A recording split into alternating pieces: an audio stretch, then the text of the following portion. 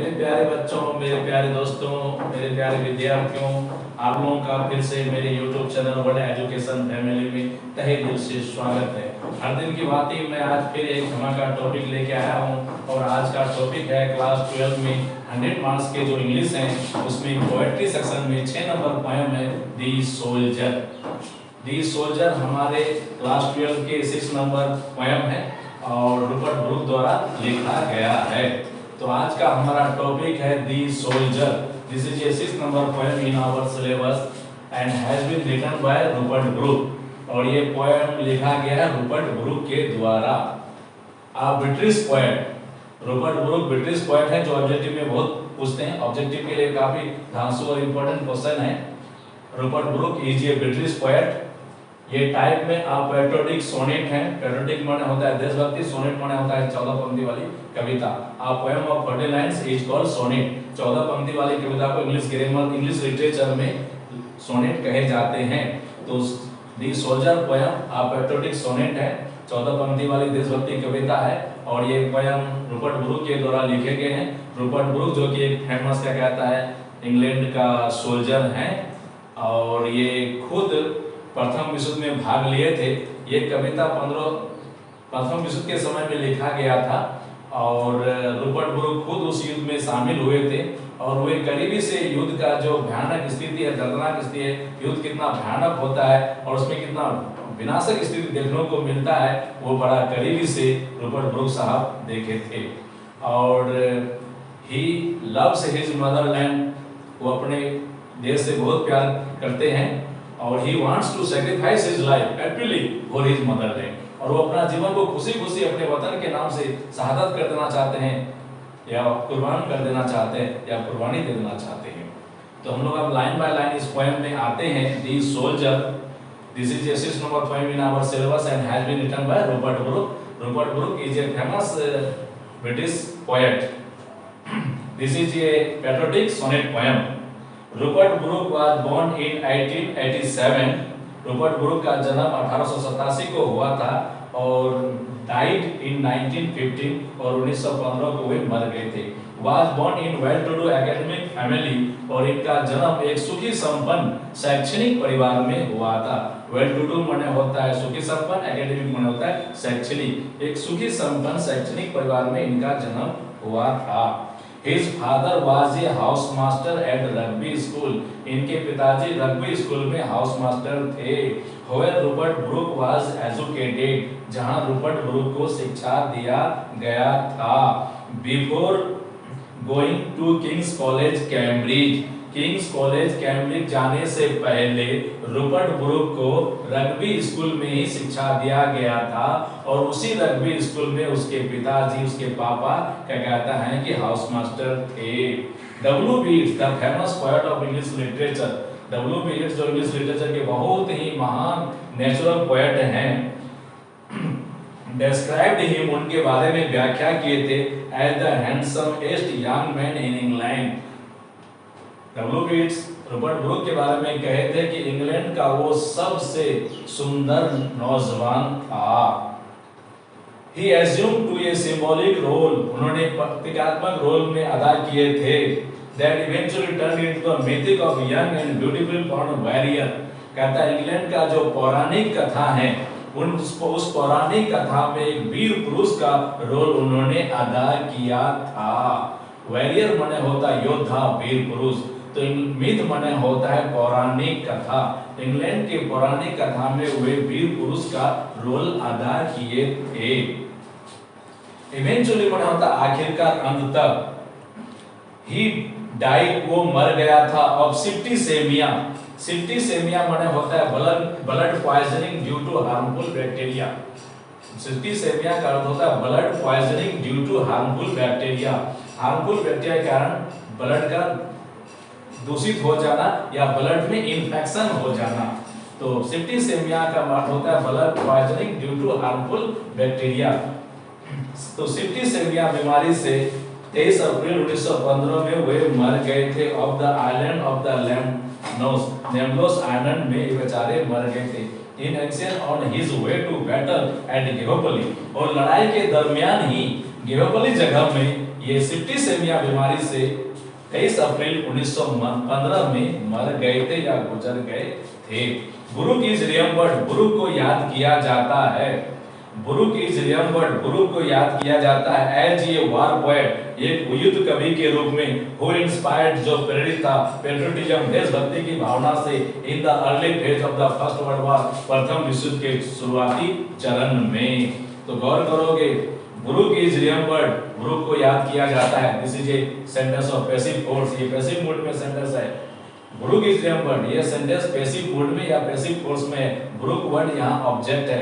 तो बुरुक is remembered, बुरुक को याद किया जाता है एज ए वार पोएट, एक युद्ध कवि के रूप में, हु इंस्पायर्ड, जो प्रेरित थे, इंस्पायर्ड माने प्रेरित, पेट्रियोटिज्म, देशभक्ति की भावना से, in the early phase of the first world war, प्रथम विश्व युद्ध के शुरुआती चरण में, अर्ली माने शुरुआती, फेज माने चरण।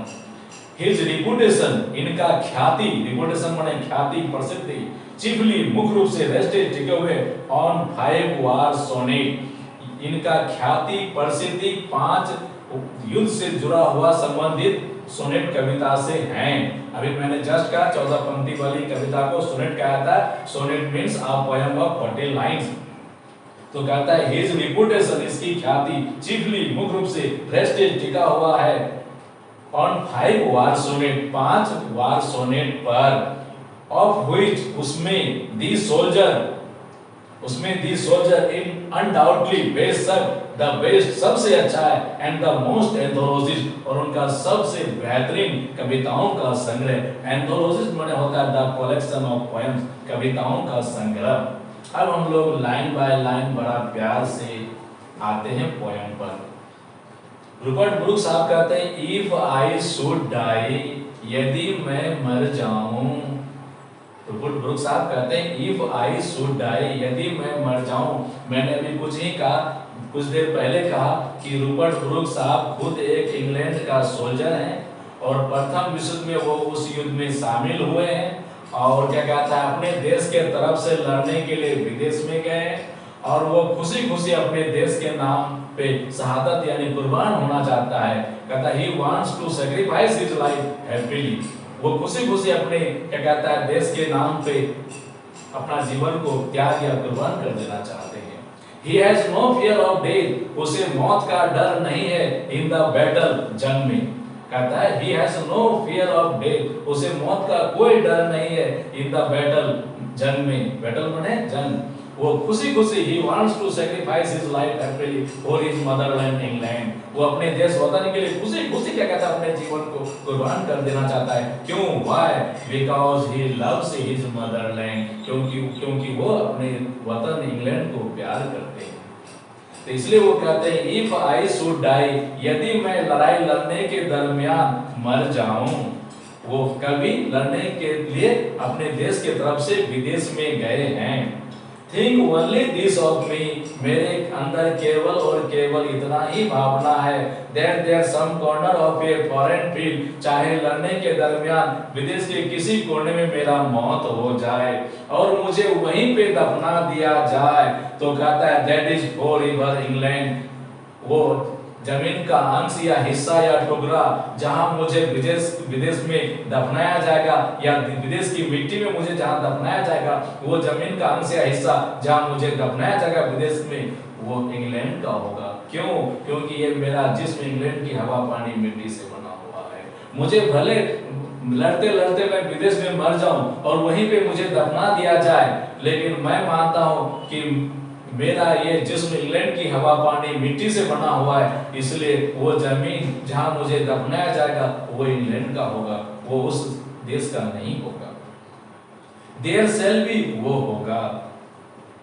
इन दैट रिच अर्थ, इस धनी दुनिया में, ये रिचर डस्ट, उससे भी धनी मिट्टी, कंसील माने गड़ा हुआ छिपा, कंसील माने गाड़ना या छिपाना। कहता है इस धनी दुनिया में उससे भी धनी मिट्टी गड़ा हुआ है, छिपा हुआ है हमारे अपने वतन इंग्लैंड में। ये डस्ट होम इंग्लैंड बोर, ये मिट्टी का जिस्म जिसे इंग्लैंड ने जन्म दिया, बियर का बीटू बोर। कहता है ये डस्ट होम इंग्लैंड बोर, ये मिट्टी का जिस्म जिसे इंग्लैंड ने जन्म दिया। कितना धमाका सेंटेंस।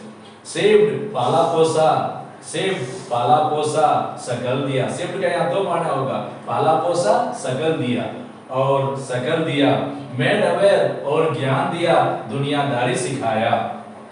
कहता है ये डस्ट होम इंग्लैंड बोर, ये मिट्टी का जिस्म जिसे इंग्लैंड ने जन्म दिया, सेव्ड पाला पोसा सकल दिया एंड मेड अवेयर और ज्ञान दिया।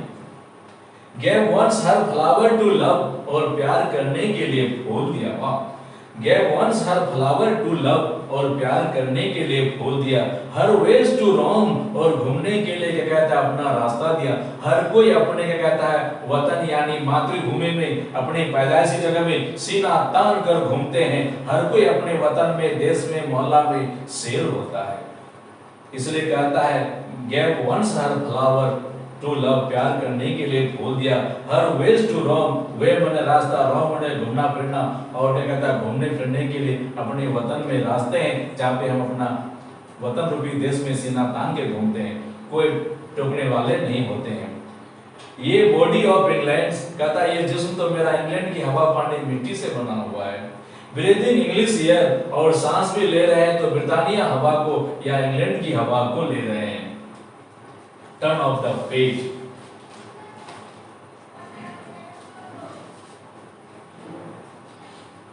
Washed by the rivers, कहते हैं कि हमारे देश के गंदियों को धोने के लिए नदियां हैं। किसी भी कहा जाता है कि पूरे दुनिया में हर जगह सभ्यताओं की उत्पत्ति नदी घाटी में हुआ था। दुनिया में जितने भी मानव सभ्यता का उत्पत्ति हुआ था वो नदी घाटियों में हुआ था। इसलिए हमारे जीवन में नदियों का बहुत ही महत्व है। जितने दुनिया में मानव सभ्यता है उनका उत्पत्ति नदी घाटी में हुआ था। कहता वास्ड बाय द रिवर, हमारे देश में चाहे कृषि के लिए हो, गंदियों को धोने के लिए हो, नदियां हैं। Blessed by sun of home, हम लोग तो खुशकिस्मत हैं, हम लोग तो खुशकिस्मत है कि हमारे घर में सूरज की रोशनी आती है। जाके टुंडा प्रदेश के लोगों से पूछा जाए जो क्या कहता है सूरज की रोशनी नहीं देखते हैं, तो कहता ब्लेस्ड, हम लोग तो भाग्यवान है, ब्लेस्ड माने भाग्यवान कि हमारे घर में सूरज की रोशनी आती है। एंड थिंक, और सोचता हूँ, दिस हार्ट, इस हृदय में, ऑल इविल, तमाम बुराइयां, सेड अवे, सेड में पड़े गिरा देना, भगा देना, हटा देना। अपने वतन के प्रति अगर मन में तनिक भी बुरी भावना हो, कुछ भी बुरी भावना हो तो उसे गिरा देना है, भगा देना है, हटा देना है। गौर करेंगे सभी बच्चे, सभी लोग, चार चीज के प्रति अपने मन में बुरी भावना नहीं रखनी चाहिए। 1 number God, 2 number parents, 3 number Motherland, 4 number teacher. ये चार चीज के प्रति मन में कभी बुरी भावना नहीं रखना चाहिए। God, parents, Motherland and teacher.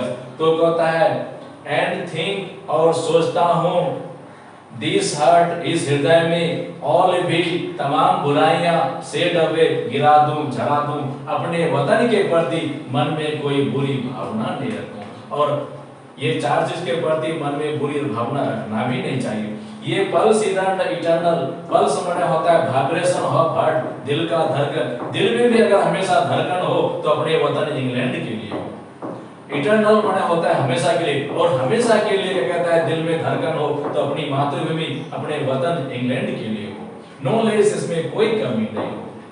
कहता है सच्चा प्यार किसे कहते हैं? प्यार को मापने का दुनिया में यंत्र क्या है? हालांकि प्यार को मापने का दुनिया में अब तक साइंटिस्ट लोग यंत्र नहीं बनाए हैं, लेकिन प्यार को मापने का सच्चा यंत्र है वाइब्रेशन ऑफ हार्ट। अगर आपके हृदय में उसके प्रति दिल में धड़कन है, there is a true love. इसलिए क्या कहता है कि रूपर्ट ब्रूक को अपने देश के प्रति उसके दिल में धड़कन है, वाइब्रेशन है, इसलिए वो अपने वतन से सच्चा प्यार करता है। तो गौर करोगे कि प्यार को नापने का सबसे बड़ा दुनिया में यंत्र क्या है? वाइब्रेशन ऑफ हार्ट, दिल में धड़कन। अगर उसके प्रति दिल में धड़कन है तो वो सच्चा प्यार है, there is a true love, वो सच्चा प्यार है। तो कभी रूपर्ट ब्रूक के दिल में अपने वतन के प्रति बहुत ही सच्चा प्यार है, इसलिए उसके दिल में अपने वतन के लिए धड़कन है। कहता है दिल में धड़कन भी हो इटर्नली, यानी हमेशा के लिए, तो अपने वतन के लिए हो। नो लेस, इसमें कोई कमी नहीं। Gives somehow back the thoughts by land giving। कहता है आज मेरे जीवन में जितना भी जो कुछ भी है मुझे तो अपने वतन इंग्लैंड से मिला हुआ है। ये बात भी सही है। आप जिस परिवार में, समाज में, देश में जन्म लेते हैं, आपका क्या कहता है कि सोच, विचार, संस्कृति, सभ्यता सब कुछ उसके अनुसार होगा। एक बच्चा अमेरिका में जन्म लिए, एक बच्चा जापान में जन्म लिए, वो टेक्नोलॉजी रूप में प्रोग्रेस होंगे, दिन भर उठते बैठते वो लोग टेक्नोलॉजी का बात करेंगे। लेकिन एक बच्चा का जन्म पाकिस्तान में हुआ है, वहां टेक्नोलॉजी की सभ्यता, संस्कृति है नहीं, वहां बंदूक, बारूद और आतंकवाद की संस्कृति है, इसलिए वो उसकी सभ्यता वही होगी, बंदूक, बारूद और क्या कहता है आतंकवाद। लेकिन एक जापान भी देश है, वहां के बच्चे बंदूक, बारूद और आतंकवाद से बहुत दूर है, वो उनकी संस्कृति टेक्नोलॉजी है। इसलिए ये बात सही है कि आप जिस परिवेश में, जिस परिवार में, जिस समाज में, जिस देश में क्या कहता है जन्म लिए, वो संस्कृति, वो तहजीब, वो सभ्यता सब कुछ आपको मिलता है। तो कहता है मैं तो अपने देश इंग्लैंड का ऋणी हूं कि मुझे सब कुछ आज इतने अच्छे अच्छे जो सोच मिले अपने वतन इंग्लैंड से मिले हैं। Thought by England given, her sides हमारे देश के नजारे, दृश्य एंड साउंड्स, इनकी आवाज, ड्रीम, इनकी ख्वाब, हैप्पी एज हर डे। कभी कहता है कि मेरे वतन में मेरा जो जीवन है खुशी खुशी बीत रहा है, मेरे देश का जो दृश्य है, उसका जो आवाज है, उसमें मेरा जो ड्रीम है, मुझे महसूस होता है कि मैं अपने देश में खुशी खुशी जीवन बिता रहा हूँ, या समय बिता रहा हूँ, या दिन बिता रहा हूँ। एंड लाउटर, मैंने हंसना सीखा। लर्न ऑफ फ्रेंड्स, मैंने दोस्तों से सीखा जीवन जीना, हंसना सीखा, जीवन जीना सीखा। एंड जेंटलनेस, जेंटलनेस माने होता है विनम्रता, भद्रता। कहता है मैंने अपने क्या कहता है दोस्तों से, अपने वतन से हंसना सीखा, जीना सीखा और भद्रता और विनम्रता सीखा।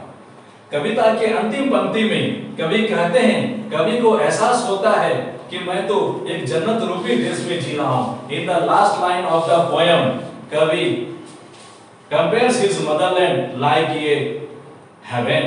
कविता के अंतिम पंक्ति में the poets compares, कवि तुलना करते हैं his motherland like a heaven। कविता के अंतिम पंक्ति में कवि अपने वतन का तुलना जन्नत से करते हैं। वे कहते हैं in heart had peace, आज मेरे हृदय में जो शांति है, under an English heaven, मुझे ऐसा लगता है कि मैं एक जन्नत रूपी देश में जी रहा हूँ। कहता है in heart had peace, मेरे हृदय में जो आज शांति है, अंडर एन इंग्लिश में मुझे महसूस होता है कि मैं एक जन्नत रूपी देश में जी रहा हूं। अब हम लोग थोड़ा ट्रू एंड फॉल्स पे गौर करते हैं। T for true, F for false. The speaker of the poem is a soldier, 100% true speaker, true statement. The speaker of the poem is a soldier. इस कविता का जो स्पीकर यानी पोएट है वो खुद एक सैनिक है और इंग्लैंड का सैनिक है, और वो अपने देश के तरफ से लड़ने गए हैं प्रथम विश्व में विदेश में। तो ये नंबर ट्रू स्टेटमेंट टी लिखेंगे सभी बच्चे।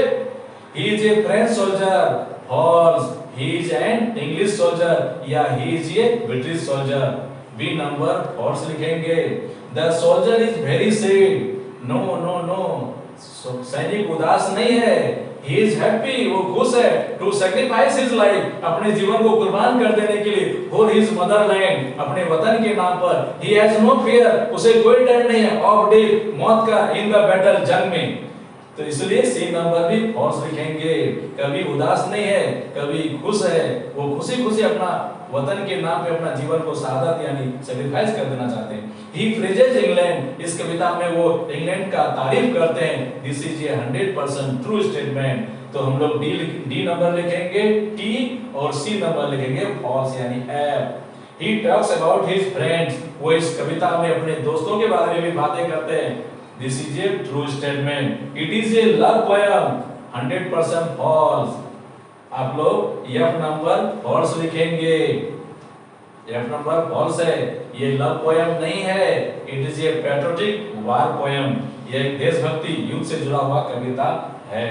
द पोएट डिपिक्टिंग, कवि उल्लेख करता है द मिजरीज ऑफ वार, युद्ध की दयनीय हालात को। मैंने शुरू में ही बोला था कि रूपर्ट ब्रूक खुद एक इंग्लैंड का या ब्रिटेन का सोल्जर है, और वो प्रथम विश्व में भाग लिए थे, और युद्ध की दयनीय हालात को, बुरी हालात को, क्या कहता है कि विनाशक हालात को बड़ा करीबी से इसने देखा था।